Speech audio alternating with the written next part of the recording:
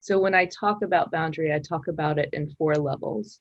The physical boundary, the edges of you and keeping those safe. And if we've had trauma, repairing any difficulties we've had or any experience that there's, oh no, I'm going to be invaded again.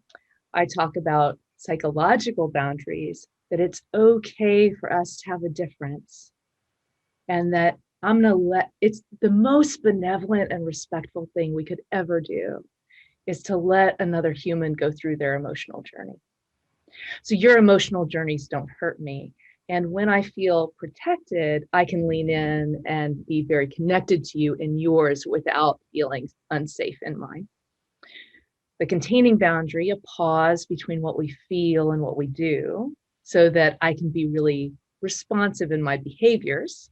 And then the executed boundary, which is how am I actually going to set a limit and the what. So something that just occurred to me, what you saw my face do there was a piece that just occurred to me about something that's really meaningful to me about your work. And I'm really thinking about that first stage, the governor stage. And you do talk about limits being close to home, and you talk about taking out a lot of the stuff that we're encouraged to do as parents around toys, around screens, around the busyness of our lives.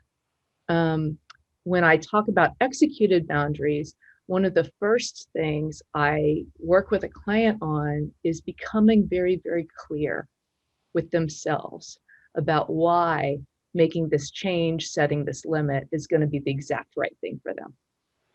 You know, it's so interesting, Jules. It so is, because when our kids are little, like you have a little one right now, you're still in that first 7, 8 years of her life. And it's just, there's beautiful years, and um, that's a time when I find that the boundaries that we're setting around that time have to do with values. They're really about family values. And this may sound strange, but I don't believe in child-centered homes, and I never have, because it's just too much responsibility to put on a child's shoulders. What I believe in is value-centered homes. Mm-hmm. That's a deep well of deep, cool, refreshing water that we can all dip into and drink from, are those values.